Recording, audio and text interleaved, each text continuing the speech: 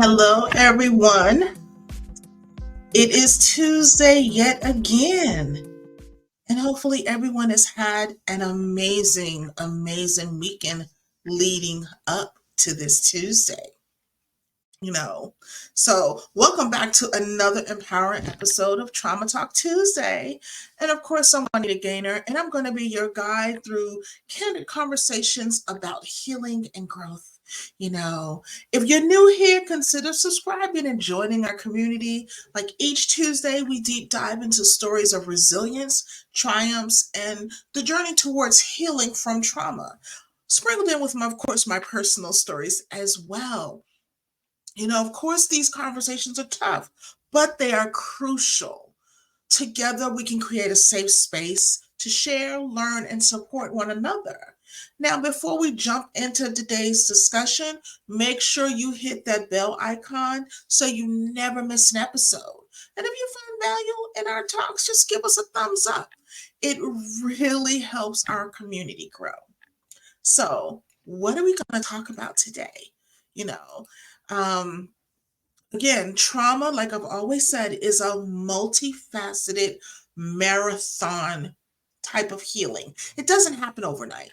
It takes process, it takes time, it takes endurance. So don't beat yourself up about what is or isn't happening. So today we're doing something a little different. We are going to go into when going no contact is the only option.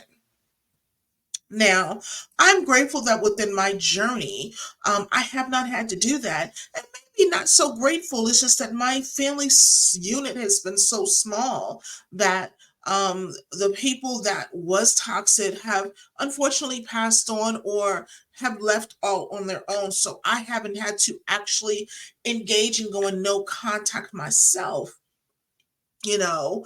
But clients that I work with, people and friends, they've had to do that. And of course, it's a little different, but it's incredibly important. So let's go back before we really deep dive into this. Let us understand what trauma is, because I think, we always want to come back to the basics. Now, trauma can be emotional, psychological, even physical, and it often leaves very deep scars. And sometimes, because of that trauma, going no contact becomes a crucial step towards your healing. Um,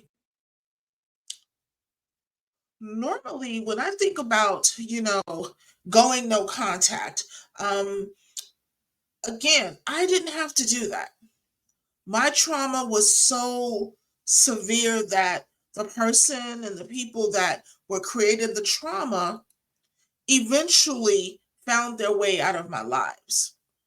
But when I reflect back even on some relationships, friendships, or things that I had, I probably should have went no contact with some of these people. But that was early on in the process, of my healing. That was, when I think about 10 years ago, we didn't talk about mental health. These are the things we didn't talk about. We didn't talk about taking or, putting people out of your life. We were told to suck it up and we could do it. But now you don't have to suck it up. You can get people out, make your life easy, and begin your healing process. And so when we think about going no contact, somebody was like, what do you mean by no contact? Because for some people, there's various degrees of it. And when you go no contact, you're consciously making a decision to cut off all communication with someone who has caused you harm.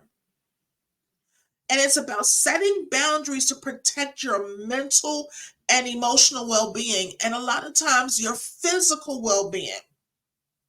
So let's go kind of deep dive into some of the reasons why you would want to do no contact. Why you would really, when you decide this is the best option to go forth and whatever, why would I do it? There's three reasons. There's three reasons we would actually, kind of go into that.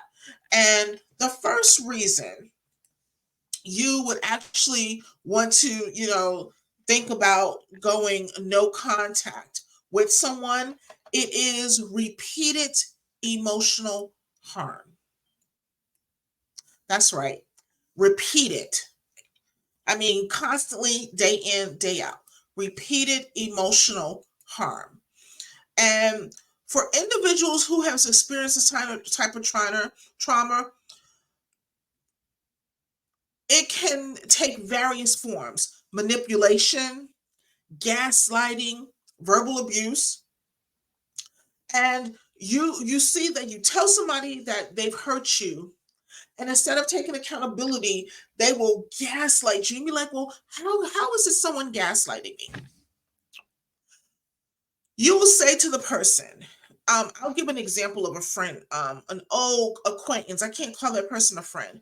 Acquaintance, I'll be like, that really hurt my feelings, when you said to me ABC, and that wasn't nice. And I was just, that wasn't a nice way to say it.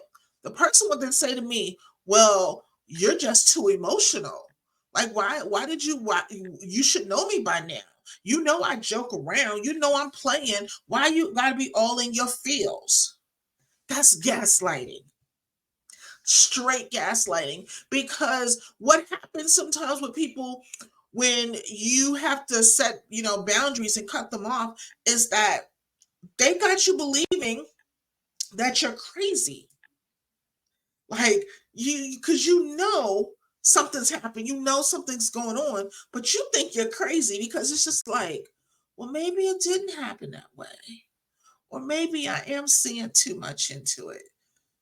And so what we do to ourselves is we diminish, our feeling. Yet again, that is a telltale sign for someone who has been traumatized. We put our feelings to the back burner, and we just be like, okay, well, it's just them. Or, we acquiesce to, what they want. We always yield to them. We always, give whatever it is we want, what they want, out of their concern, but not for our benefit. And so they will gaslight you. They will talk to you crazy, and then try to say, oh, it's just, I'm joking. Or they will make you feel guilty about doing something for them, even if it's at your detriment, but it builds them up. They will manipulate your emotions. They will manipulate the trauma or the things that they've done to you, or they'll abuse the connection they have with you. Now, I know I'm gonna get a lot of slack for this, and I don't really care. But a lot of that repeated emotional harm comes from parents. If you've never experienced abuse at the hands of your parents, you may not understand that. You may be currently experiencing it now, and you're like, but it's my parents, and that doesn't mean anything, because you're reverencing a relationship that they don't reverence. And so they will continually make it about them. They will continually make sure that you stay within this box and you never kind of get out of it. So if you're being repeatedly harmed emotionally by this person, that is a telltale sign that you just need to cut all contact with them. Another one, that is very, very instrumental, is lack of accountability. Have you ever spoke with someone that no matter what you say to them, they're never going to take accountability? They're not going to say sorry. They're not going to say they did anything wrong. It's always someone else's fault. They never have anything to do with it. You could have video 5K. I think it's 5K in video now. I think it is. But you know what I mean. It could be right there. And they'll be like, it wasn't me. You know, there was actually a song, Shaggy, he was like, all right, it wasn't me. And it's just like, and then again, that's that crazy feeling again, like, well, was it really them? Did I really see them? Oh, did I really hear what they said? And It's the potential thing. So it's like, it makes you feel crazy. But the thing is, you're not crazy. See, you have to separate yourself from someone who does this because, see, without the acknowledgement, the apology, or an effort to change, as a survivor, as a healer, as an overcomer, you may have to just cut the ties to protect your well being. And one of the final reasons that you can basically say someone would definitely, you know, say, I have to, cut all ties. And this is the most important one, is continued threat to safety. And I feel that that is self explanatory, but let me just go into a little bit more detail with it. See, physical and emotional safety is paramount. And if being in contact with this person, talking to this person knowing where you live, where you work, or anything like that, if it poses a continual threat to you, whether it's violence, emotional distress, you have to sometimes just cut the ties, because you have to start thinking about self. You have to be selfish in how you operate so that you can preserve your mental well-being. And I think sometimes we don't always understand or recognize when going no contact is vital and needed. You have to outweigh the pros and the cons. For some people, it's crystal clear. They know they need to walk away. Others of us, we got to put it down on paper and was like, well, why do I have to do this? Or should I do this? Or when I should do that? The cons should never outweigh the pros of having someone being in your life. And if it is, you need to just consider letting them go. And setting those types of boundaries and going no contact is a key thing of self-care. You will hear me talk about this continually from every platform that I'm a part of. Self-care is vital. I want to tell you from personal experience, as someone who didn't always take care of themselves, who always put on the mask and was okay for everyone else. I didn't prioritize me. And so what I'm dealing with, and it's not health challenges, but I could be in a healthier spot. I could be doing different things. But because I didn't prioritize self-care, it has a trickle effect. So, because if your mind isn't all together, your emotions isn't together, then of course the body follows. Stress is a big, big, big issue when it comes to your health, when it comes to your wellness, because if your body is stressed, it can't function properly. So, self-care when it comes to walking away, cutting all ties is necessary. You have to take care of you because no one else is, and you have to understand that criticism to your decision is going to follow. You have to stand firm because you're going to have all these people saying, but that's your mom and that's your dad. So what? I'm going to say this and I'm going to say this well. And this is something that I used to tell someone, if you don't let strangers on the street talk to you crazy, why would you let someone else do it? If you wouldn't let a stranger in the street walk up to you and punch you in the face, why would you let a family member do it? If you wouldn't let a stranger on the street sit there and try to make you think you crazy, why do we allow other people to do it? Now, there's various answers to this. But I'm going to tell you one that makes, for some people would make the most sense. Because at the end of the day, you think the people that you love, that had promised to love you, quote unquote, who brought you into this world, who's supposed to nourish you, you believe that no matter what, they're still going to do what's right. You want to believe deep down in your heart that they're going to do what is right. And that's not always the case. And it hurts. And for those who are getting to that point and understanding they may have to go no contact, you're going to have to grieve the fact that the person that you've created in your psyche, in your mind, the person that you wished this person would be, doesn't exist. And when you grieve the loss of that person, or the person could have changed, but you still got to grieve that loss. Once you've grieved that loss and accept that that person doesn't exist, then you can easily put in the boundaries in place, because then you're not fighting up against a ghost. You're not fighting up against a non-existent person that you're wishing to come back, who was never there to begin with. And that's the hardest thing of it, is taking the criticism of others based on what you should be doing. And of course, boundaries, boundaries, boundaries, boundaries. And so trust me, the people who you go in no contact with, they're going to go into overdrive to go over those boundaries. They're going to just sprint into overdrive. If you've cut them off of all communication, they're going to get that cousin to call. And they're going to so happen to be over that cousin's house.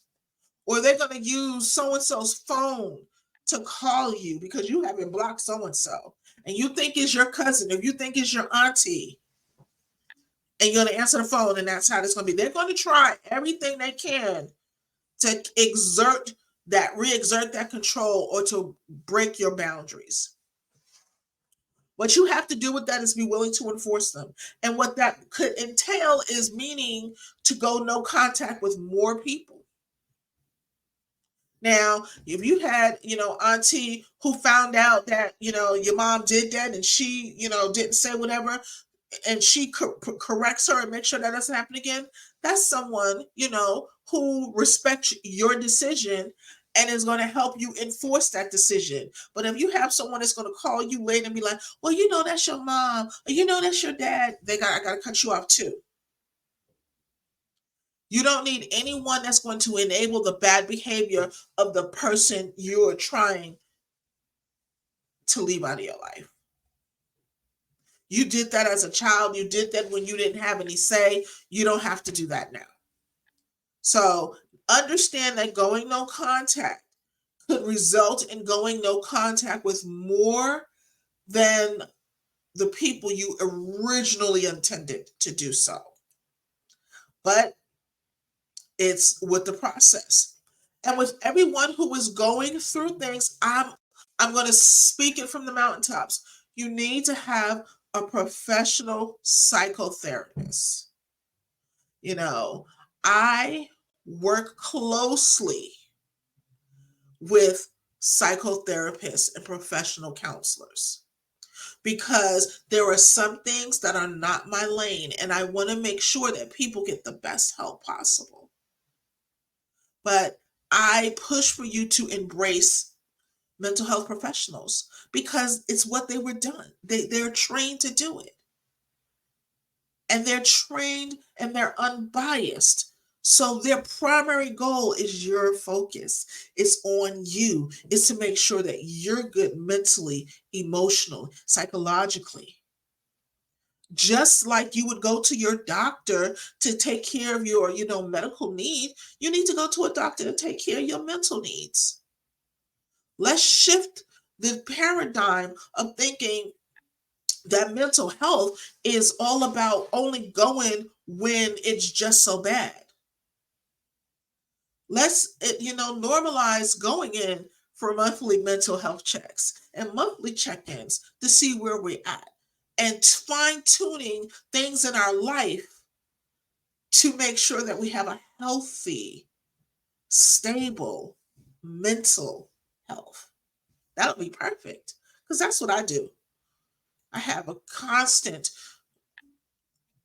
I keep, and is there not on speed dial, but my therapist is there because I still go through things. I still have to have an opinion when I have someone say, okay, you don't talk to, you put too much into it. Or no, you're actually justified in feeling the way you feel, but let's talk about a better way to address it.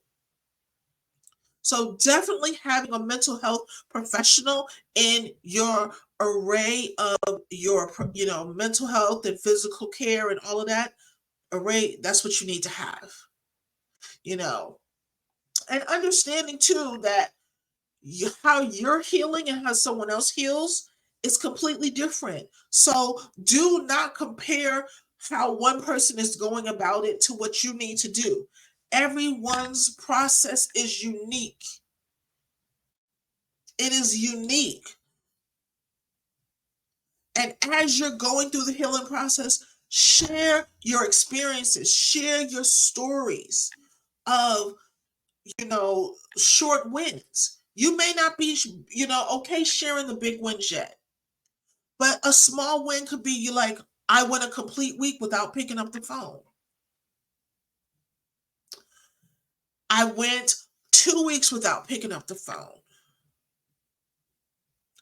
I started to write that letter and send it, and I didn't. I was missing my nieces and them so bad, but I didn't fold. Those are small wins that you can share with the community, and you can get that support because someone understands what you're going through, And I want you to remember this: going no contact is not a sign of weakness. I'm going to say it again. Going no contact is not a sign of weakness. It is a powerful choice for self preservation and growth. And you have the right to prioritize your mental health. So if you're contemplating going no contact or you've already on that journey, know that you're not alone. It takes strength to make such a decision, and you deserve peace and healing. Okay? You deserve peace and healing. I want you to know that you are doing the best thing for you. You are living your best life. And I want you to continue to live your best life. So I want to thank you so much for joining us this evening, for this important conversation. And if you found this helpful, give us a thumbs up. Put in the comments, what are the things you're doing to help you through your no contact journey?